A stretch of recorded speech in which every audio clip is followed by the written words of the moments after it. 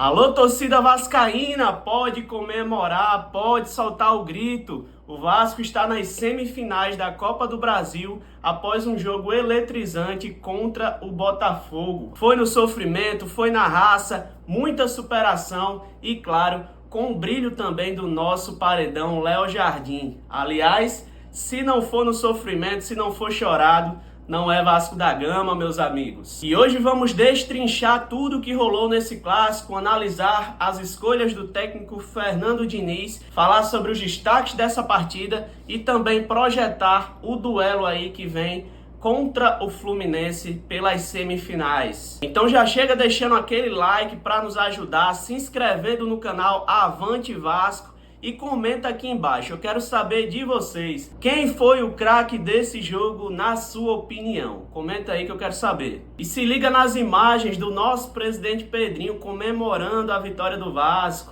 Vasco, porra! Pedrinho! Porra!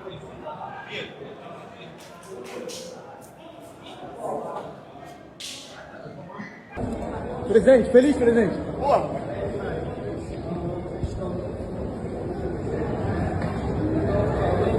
Então, logo de cara, no início da partida, meus amigos, o Vasco mostrou aí que queria jogo. Logo de cara, o Nuno Moreira abriu o placar numa cobrança do Felipe Coutinho, onde o goleiro do Botafogo falhou, na minha visão, e deu rebote para o Nuno Moreira finalizar para o fundo das redes. O Vasco abriu o placar e inflamou a sua torcida no Nilton Santos. Parecia que a gente teria aí um jogo controlado, mas vocês sabem como clássico é clássico. A equipe do Botafogo também muito qualificada. E então o Botafogo foi buscar o placar numa jogada onde infelizmente o Léo Jardim encosta no atacante do Botafogo, pênalti. E então o Alex Telles empatou o jogo de pênalti. E aí começou o drama na partida. Só que aí, meus amigos, o destino reservaria um papel importante na partida, justamente para o lateral botafoguense, o Alex Telles. E então, novo placar, 1-1, Vasco e Botafogo. O jogo seguiu truncado, muito disputado aí. O Vasco teve chances claras, mas infelizmente desperdiçou e não conseguiu marcar o segundo gol. O Coutinho e o Ryan não aproveitaram chances claras aí, que não podem ser desperdiçadas numa partida de mata-mata. Do outro lado, o Botafogo também assustava, principalmente aí pelo lado direito, explorando alguns espaços deixados aí após a entrada do Puma Rodrigues no lugar do Lucas Piton na lateral esquerda. E aqui eu vou fazer uma observação. Um jogador muito útil, Puma Rodrigues, que sempre consegue nos ajudar aí em jogos de Copa do Brasil. Não é um exímio defensor, defensivamente é um jogador que deixa a desejar um pouco. Então fica aí uma ideia para o Vasco de que quando for utilizar o Puma Rodrigues na lateral, tem que ter um volante para cobrir ele, ou o próprio ponta. O Nuno Moreira estava se desdobrando aí na marcação, na defesa do Vasco, para ajudar a marcar o Puma Rodrigues, mas o Puma é um jogador sempre muito útil, que nos ajuda muito, principalmente em jogos de Copa, e eu acredito que o Fernando Diniz optou por ele justamente porque ele cobra muito bem penalidades aí, e um grande cobrador de pênalti. Então o Fernando Diniz optou pelo Puma no lugar do Vitor Luiz, justamente por isso. O Vitor Luiz é um defensor melhor, marca melhor, joga melhor defensivamente do que o Puma Rodrigues, mas o Puma, além de ser muito útil no ataque, ele também cobra muito bem penalidades. Puma Rodrigues acaba deixando aí alguns espaços, não sei se só eu tenho essa visão, defensivamente. O Botafogo aproveitou muitas chances ali pelo lado direito do ataque e por pouco não custou caro aí um segundo gol do Botafogo. A sorte foi que a estrela aí do nosso paredão brilhou, Léo Jardim, e garantiu essa classificação para o Vasco da Gama. Mas, meus amigos, o Fernando Diniz mais uma vez mostrou que tem estrela, não adianta. Ele demorou a mexer, é verdade, mas quando ele mexeu, ele foi certeiro. Colocou o Puma Rodrigues, o Matheus França e o Robert Renan em campo. 3 personagens aí que no final seriam muito importantes para a classificação do Vasco. O Matheus França, a gente vê que ele é um jogador que ainda está buscando ritmo de jogo. eu, como técnico, tranquilamente iria colocar o colombiano Andrés Gomes, um jogador aí de velocidade, força física, puxa contra-ataque, mas ele optou pelo Matheus França porque também joga no meio e precisava substituir o Felipe Coutinho.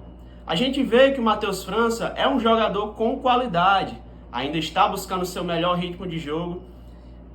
Infelizmente, não conseguiu desenvolver tão bem o seu futebol durante a partida, mas foi útil. A gente tem que apoiar os nossos jogadores quando o Vasco consegue mostrar em campo aí o resultado. Robert Renan, Matheus França e também o Puma Rodrigues, jogadores extremamente úteis que você precisa ter no seu elenco aí ao longo da temporada, porque são jogadores que em momentos como esse, eles crescem, eles trazem a responsabilidade para si e mostraram muita personalidade, principalmente o Matheus, como também o Robert Renan, que acabou de entrar, estreou nesse clássico aí, mostrou qualidade na saída de bola, um jogador muito bom, que vai ser muito importante aí no esquema do Fernando Diniz, que gosta de zagueiros que saibam sair jogando. O Robert mostrou muita personalidade, foi lá, bateu o último pênalti do duelo aí contra o Botafogo e, graças a Deus, conseguiu converter. E eu tô muito animado aí com essa dupla de zaga que o Vasco provavelmente irá formar entre o Carlos Cuesta e o Robert Renan. Uma dupla aí que cada um tem a sua qualidade, a sua característica. O Carlos, um jogador aí de mais força física, um jogador de qualidade, de seleção colombiana aí, que vai nos ajudar muito. E o Robert Renan, com a sua técnica, o seu bom passe, né? Um jogador alto também. Ontem a gente pôde ver aí que é um jogador que vai ajudar bastante também na bola aérea. Então tem tudo para dar certo aí. E falar também do Lucas Freitas, que fez uma boa dupla de zaga aí segura com o Hugo Moura. Dois jogadores aí que também muito importantes para a composição do elenco de qualquer equipe da Série A hoje em dia. Dois exímios jogadores. Vamos falar bem também desses dois caras aí, que no momento que a gente mais precisava eles entraram e estão resolvendo a situação da defesa do Vasco. O Vasco que vinha sofrendo com problemas na defesa, sofrendo muitos gols, e após o Hugo Moura entrar na zaga aí e fazer essa dupla com o Lucas, o Vasco melhorou bastante a sua parte defensiva. Então, o Matheus França aí, um jogador que a gente vê que ele tem qualidade, mas que precisa melhorar aí ainda o seu ritmo de jogo. É algo natural, um jogador jovem, e a tendência é que nos próximos jogos a gente já veja uma melhora aí significativa desse jogador. Então, torcida do Vasco, vamos ter paciência aí com esse jogador, e ele já mostrou aí, pelo menos nesse pênalti cobrado, que pode ser muito útil, que quer nos ajudar, quer jogar, quer mostrar serviço. Então é sempre muito importante ter esse tipo de jogador no elenco, esse tipo de jogador que quer recuperar o melhor futebol. E apesar da festa, uma imagem que preocupou a torcida vascaína: Lucas Piton deixou o estádio de muletas e com proteção na perna esquerda. A gente torce para que não seja nada grave, porque o Piton vem sendo peça fundamental nesse time.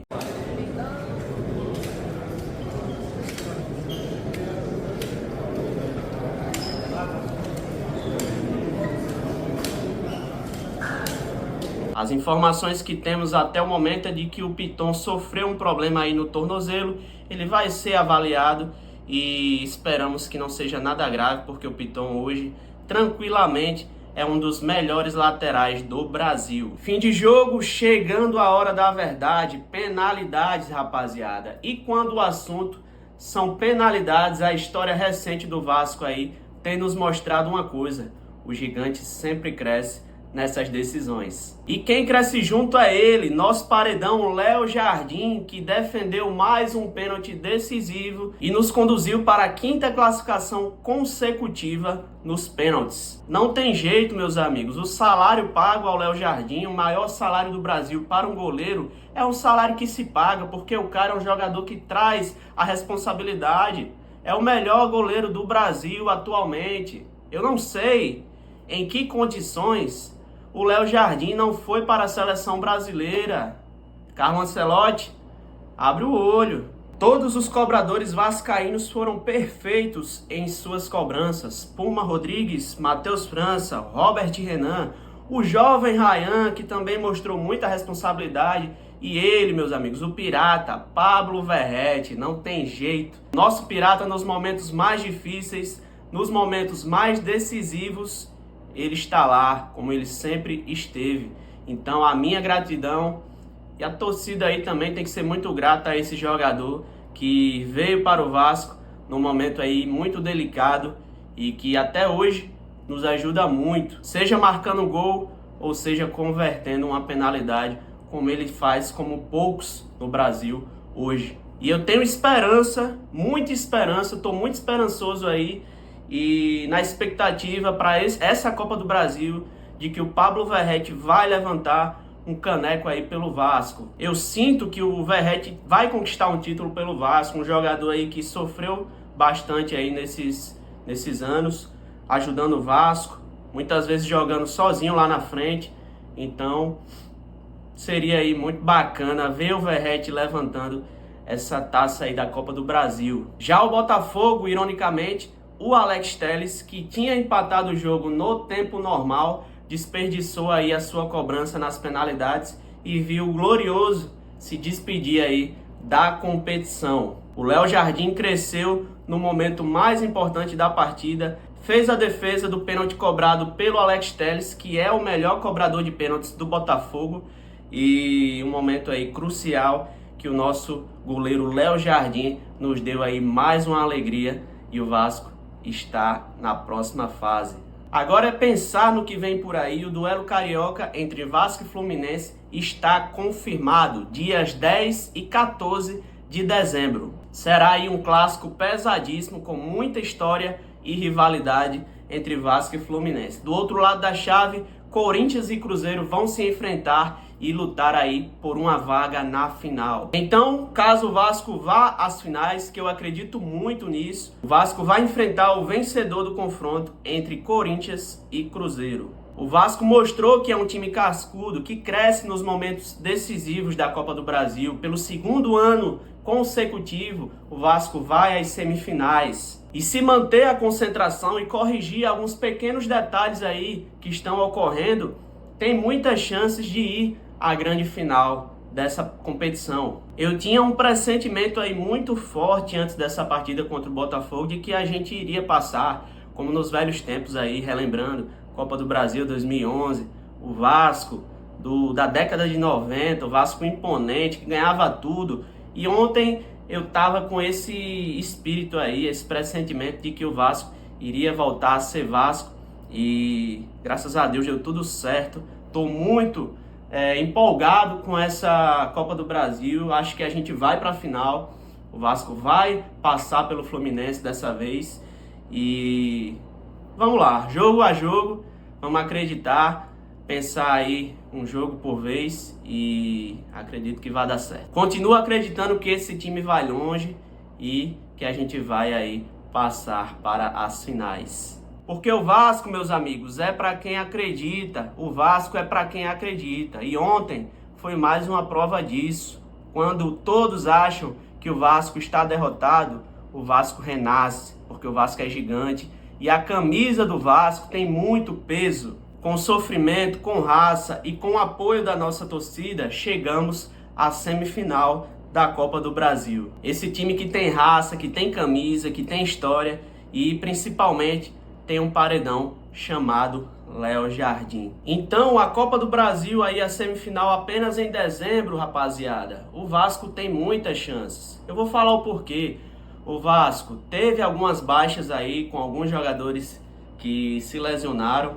Temos o exemplo do Tietê. O Tietê saiu durante a partida aí, acho que jogou apenas 10, 12 minutos e saiu sentindo uma lesão aí que ele vinha sofrendo nos últimos dias. Tivemos também o problema do Lucas Piton, nosso lateral esquerdo.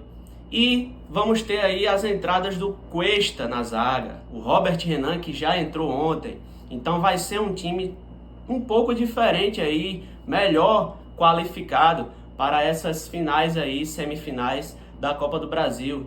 Vamos acreditar, vamos apoiar o nosso time, todos os jogadores merecem, são guerreiros, mostraram muita vontade ontem e o Vascão vai dar trabalho, vai dar trabalho. Pode ser que não seja campeão, eu acredito que vai ser, que será, mas vai dar trabalho. Esse time do Vasco é um time diferente. Tô sentindo aí uma energia diferente aí do time com relação aos últimos anos e tô muito esperançoso. Então, com as baixas desses jogadores que se lesionaram e os reforços aí que foram contratados e vão entrar no time, a gente tem um bom tempo aí até dezembro para a recuperação desses atletas e para que eles estejam aptos para jogar essa semifinal. Então, rapaziada, tudo está conspirando aí ao nosso favor. E hoje é dia de comemorar, rapaziada. Essa camisa é muito pesada. Não vou falar de treinador, não vou falar de quem foi bem, quem foi mal, porque o Diniz tem muita estrela. O Diniz tem muita estrela. Isso é indiscutível. O cara conseguiu aí uma Libertadores como técnico, vem ajudando o Vasco também aí na Copa do Brasil. E não tem o que falar, meu irmão. O cara é bom.